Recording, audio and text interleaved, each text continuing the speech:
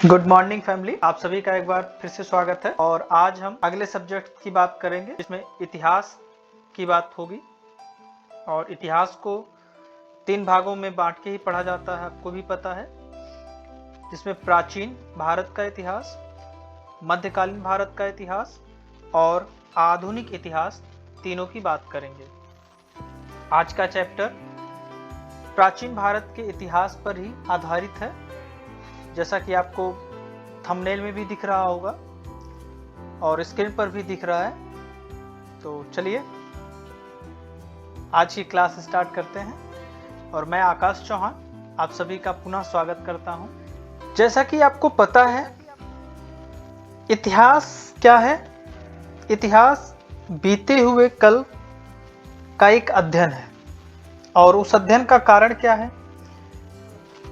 कुछ इतिहासकार ने कहा है कि हम विकास के चक्कर में इतना अत्यधिक विनाश कर चुके हैं कि उस विनाश की भरपाई के लिए हमें इतिहास का अध्ययन बहुत जरूरी है।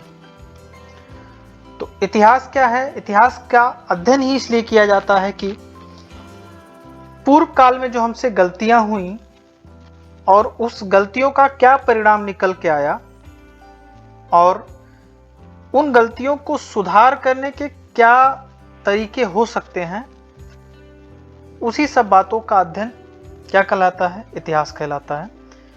और प्राचीन इतिहास को जानने के बारे में अगर बात करें तो प्राचीन इतिहास को जानने के कई प्रकार के स्रोत हैं, लेकिन प्रमुख तौर पर अगर बात करें तो उसमें 2 प्रकार के स्रोतों का अध्ययन किया जाता है। जिसमें पहले स्रोत की बात करें अगर, तो पहला स्रोत जो आपका है, जिसे कहा जाता है पुरातात्विक स्रोत। अगर पहले स्रोत की बात करें तो क्या है? पुरातात्विक स्रोत।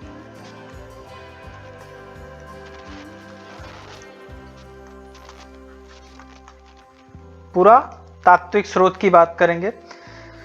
अगर दूसरे स्रोत की बात करें तो दूसरा स्रोत है साहित्यिक स्रोत। और आप लोग को सूचित भी कर दें कि इसके पहले भी जब बहुत पहले चैनल की स्टार्टअप किया गया था तो इन सब बातों पर हमने बोर्ड पर अध्ययन किया था। और क्योंकि हम तकनीक के साथ सीख रहे थे, तकनीक को समझ रहे थे, तो उसी को अपग्रेड करते हुए हमने इस तरीके से अब डिजिटली आपके पास आए हुए हैं। और एक निवेदन और आप सबसे करेंगे कि आप लोग चैनल को सब्सक्राइब भी कर लें और लाइक शेयर करते रहें, कमेंट भी करें। कोई भी दिक्कत हो कमेंट बॉक्स में लिखिए। वीडियो की क्वालिटी कैसी है, आपके कंटेंट कैसे हैं, उस पर भी बात करते रहिए। बाकी समय समय पर आपसे बात हुई है कि हम जब अच्छी तरीके से नेटवर्क की जो दिक्कत है उसको दूर कर ले जाएंगे, टेक्नोलॉजी को अपग्रेड कर लेंगे, तो आपके साथ वीडियो में लाइव भी जुड़ना शुरू करेंगे। तो चलिए टॉपिक्स पर आते हैं, टॉपिक्स से भटकते नहीं हैं। तो हम बात कर रहे हैं प्राचीन इतिहास को जानने के स्रोतों की बारे में। तो उनको जानने के 2 स्रोत हैं। इन 2 स्रोतों की बात करें तो पहला स्रोत क्या है? पुरातात्विक स्रोत है और दूसरा साहित्यिक स्रोत है। अगर हम पुरातात्विक स्रोत की बात करें तो पुरातात्विक स्रोतों को जानने में अभिलेख हैं, दूसरे चीज हैं सिक्के, सिक्कों के बाद हैं मृत भांड,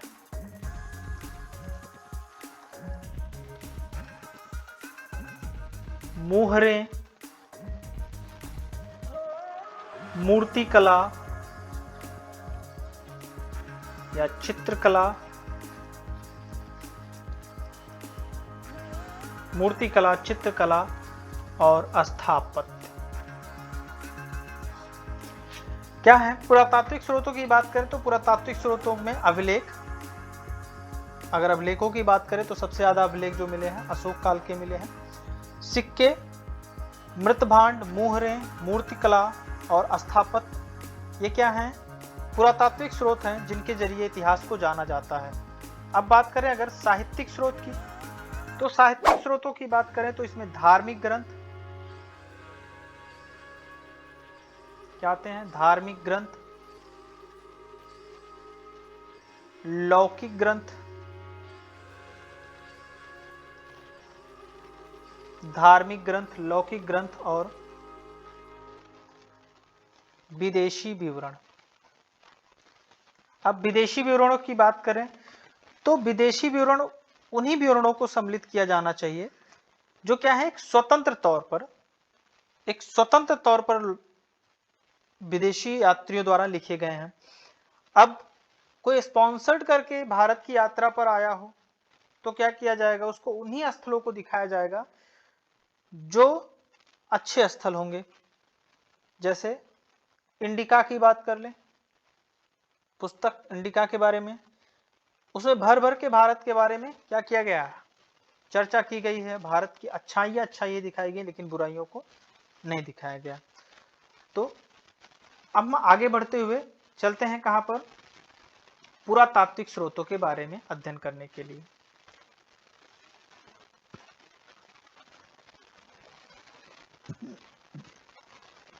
पुरातात्विक स्रोत,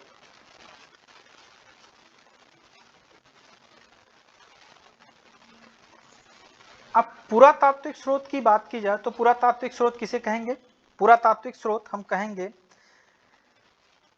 जो बहुत प्राचीन कालीन चीजें हैं, जिन क्या है, आर्कियोलॉजिस्ट, पुरातत्वविदों द्वारा क्या किया गया, खोजा गया है और उनका अध्ययन किया गया है।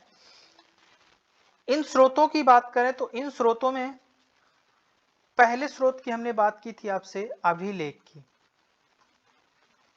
पहला क्या था? अभिलेख। अभिलेख किसे कहेंगे? तो अभिलेख कहेंगे हम पत्थरों, स्तंभों, धातु की पट्टियों, मृत भांडों आदि पर उत्कीर्ण जो प्राचीन विवरण थे उन्हें क्या कहा गया? अभिलेख कहा गया। किस पे? पत्थरों पर, स्तंभों पर,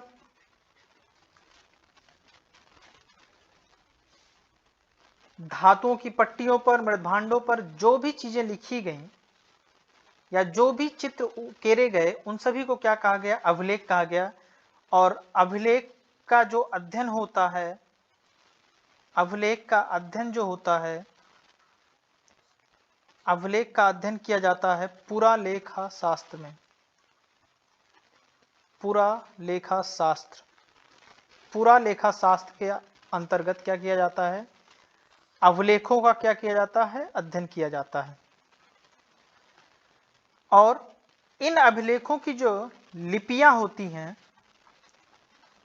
इन अभिलेखों की जो लिपियां होती हैं, उन लिपियों के अध्ययन को, लिपियों का अध्ययन जो होता है, उन लिपियों का अध्ययन किया जाता है किसमें?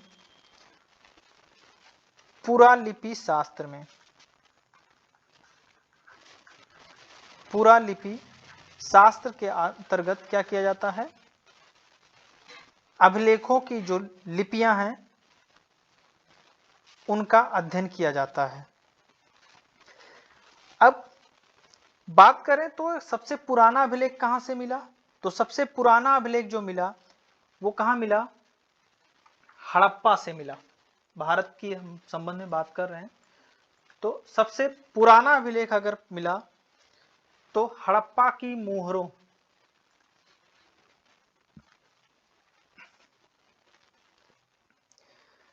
सबसे पुराना अभिलेख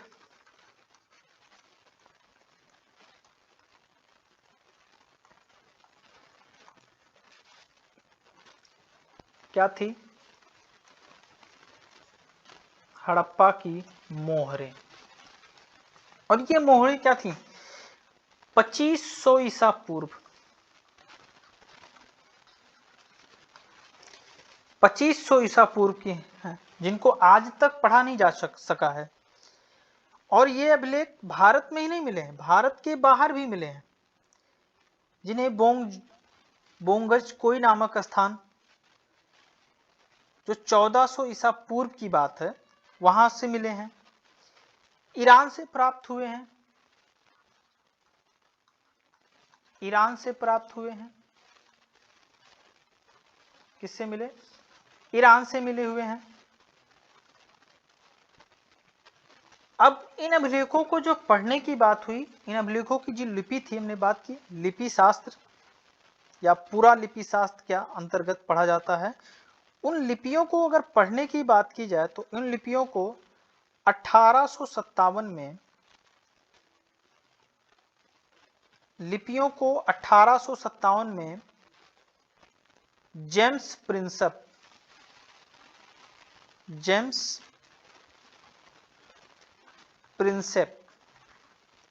प्रिंसेप ने क्या किया, पढ़ने में सफलता पाई। और क्या था ये? मौर्य सम्राट के जो अभिलेख थे उनको पढ़ने में इन्होंने सफलता पाई थी। कब? 1857 में। चलिए अब दूसरी बात करते हैं। हमने क्या अभिलेख, अभिलेख के बाद किया था सिक्के। तो सिक्कों की बात करें,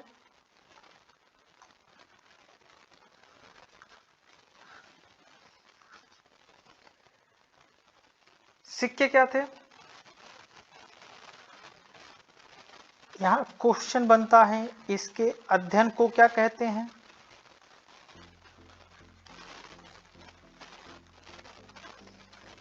तो इसके अध्ययन को क्या कहते हैं? मुद्रा शास्त्र कहते हैं। सिक्कों के अध्ययन को क्या कहा जाता है? मुद्रा शास्त्र कहा जाता है।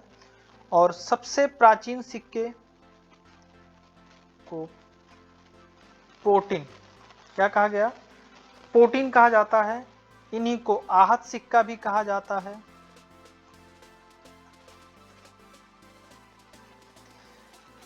सिक्के क्या करते हैं? इतिहास में काल निर्धारण करने में सबसे महत्वपूर्ण भूमिका निभाते हैं। और इन्हीं सिक्कों के आधार पर इतिहासकार काल का निर्धारण करते हैं। जो प्राचीन सिक्के मिले हैं उनमें अधिकतर सोने के, चांदी के, तांबे के और कांसे के, सीसा, इन तरह के क्या मिले? ये सिक्के मिले। इनमें धातुओं का जो इस्तेमाल किया गया, क्या किया गया था? सोना, चांदी, तांबा, कांसा, सीसा आदि चीजें मिली। इन सिक्कों पर क्या होता था? एक तरफ क्या होता था, उसकी मुद्रा उल्लेखित होती थी और दूसरी तरफ क्या होता था? तो दूसरी तरफ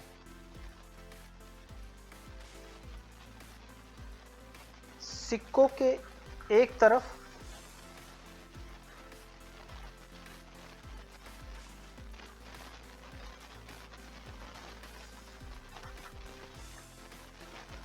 सिक्कों के एक तरफ अगर बात किया जाए तो एक तरफ होता था क्या?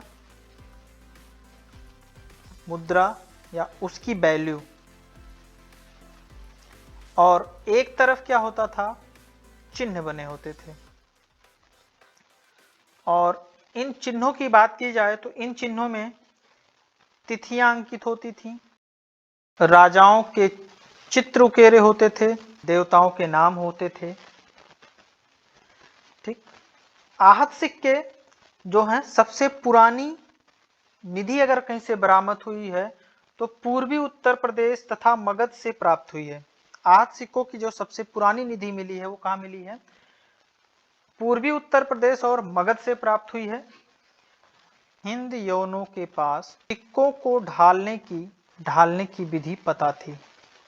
ये डाई का प्रयोग करते थे। ठीक। और इन्होंने ही भारत में सर्वप्रथम स्वर्ण मुद्राएं जारी की थी। किसने?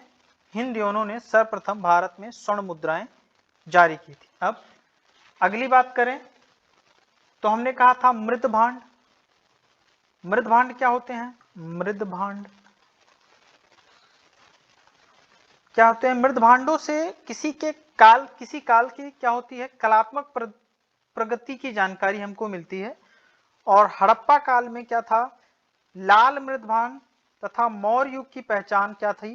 काले पालिश वाले मृदभांड। अगर लाल मृदभांड मिले तो क्या था? हड़प्पा कालीन। और अगर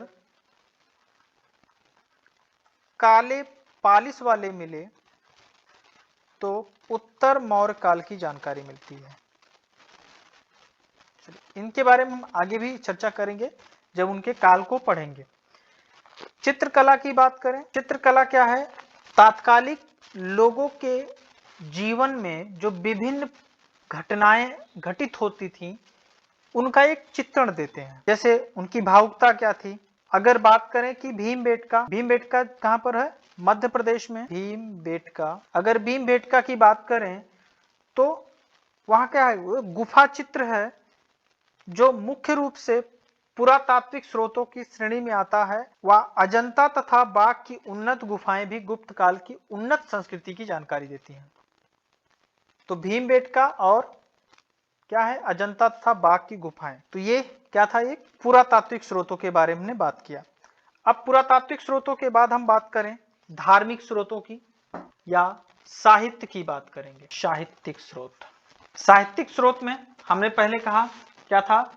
धार्मिक ग्रंथ। और जब धार्मिक ग्रंथों की बात करेंगे भारत के संबंध में तो इसमें क्या आएगा?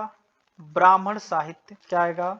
ब्राह्मण साहित्य आएगा, बौद्ध साहित्य आएगा, बौद्ध साहित्य होगा और जैन साहित्य। अगर ब्राह्मण साहित्य की बात की जाए तो पूरा सनातन धर्म किस पर आधारित है?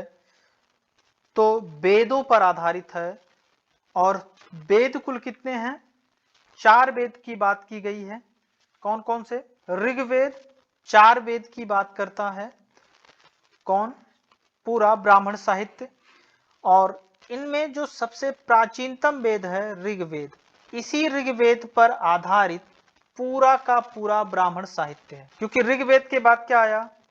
यजुर्वेद आया, यजुर्वेद के बाद आया सामवेद आया और सामवेद के बाद अथर्ववेद आया। क्या था? ये इनके सरलतम रूप होते चले गए। यजुर्वेद आया, यजुर्वेद के बाद आया सामवेद और सामवेद के बाद हमको मिला अथर्ववेद। क्योंकि ऋग्वेद क्या था? पूरा पेवर संस्कृत में था। और संस्कृत वो भी क्या? उच्च कोटि की संस्कृत थी जिसको समझना थोड़ा सा क्या था? कठिन था। लेकिन जब यजुर्वेद आया तो यजुर्वेद क्या था? ऋग्वेद से सरल था और ये गद्य प्रणाली पर आधारित था। यजुर्वेद के बाद आया सामवेद, ये उससे भी सरल था, उनकी सरल व्याख्या की गई। और सामवेद के बाद आया अथर्ववेद। अथर्ववेद आते ही क्या हुआ? अथर्ववेद पूर्णतया क्या है? कर्म कांडों पर आधारित है। जादू टोना टोटका सब इसमें आ जाते हैं अथर्ववेद में। इसके बाद अगर ब्राह्मण साहित्य की बात की जाए वेद के बाद, तो वेद के बाद क्या आएगा? तो वेद के बाद आपका है आरण्यक। क्योंकि प्राचीन काल में क्या था? शिक्षा व्यवस्था क्या थी? गुरु और शिष्य आधारित थी। गुरु क्या करते थे? जंगलों में या किसी सुनसान स्थल पर अपना पाठ्यशाला स्थापित करते थे और उस पाठ्यशाला में क्या करता था? विद्यार्थी जाकर अध्ययन करता था। अब ये शांत माहौल में अध्ययन करने की वजह से जो भी गुरुओं द्वारा ज्ञान दिया गया उस ज्ञान का शांति रूप से संलग्न किया गया और उस संलग्न को कहा गया आरण्यक। कुछ इतिहासकार मानते हैं कि आरण्यक ग्रंथों का संकलन आरण्यक ग्रंथों का संकलन क्या हुआ? जंगलों में हुआ, इसी वजह से इसको आरण्यक कहा गया। आरण्यक के बाद आया उपनिषद और ये गुरु शिष्य परंपरा का एक ग्रंथ है जो पूर्ण रूप से वेदों पर आधारित था। उपनिषद के बाद आया वेदांग, वेदों का एक व्यवस्थित व्याख्यात्मक रूप आया वेदांग। वेदांग के बाद सूत्र और सूत्र के बाद महाकाव्य जैसे रामायण महाभारत और महाकाव्य के बाद आया धर्मशास्त्र। तो साहित्य की बात कर रहे हैं इतिहास में, तो इतिहास के साहित्य में हम हिंदू साहित्य या ब्राह्मण साहित्य की बात करें तो ब्राह्मण साहित्य जो मुख्य रूप से टिका हुआ है वो वेदों पर, आरण्यक पर, उपनिषद, वेदांग सूत्र और महाकाव्य पर। महाकाव्य में से कई प्रश्न कई बार उठाए हुए हैं, जैसे कुल पुराणों की संख्या कितनी है? कुल पुराणों की संख्या, कुल पुराण कितने हैं? तो कुल पुराण 18 हैं। और इन 18 पुराणों में मार्कंडेय पुराण किससे संबंधित है? तो मार्कंडेय पुराण यह है देवी दुर्गा से संबंधित है। मार्कंडेय पुराण किससे संबंधित है? तो देवी दुर्गा से संबंधित है। और अग्नि पुराण की बात करें तो ये क्या है?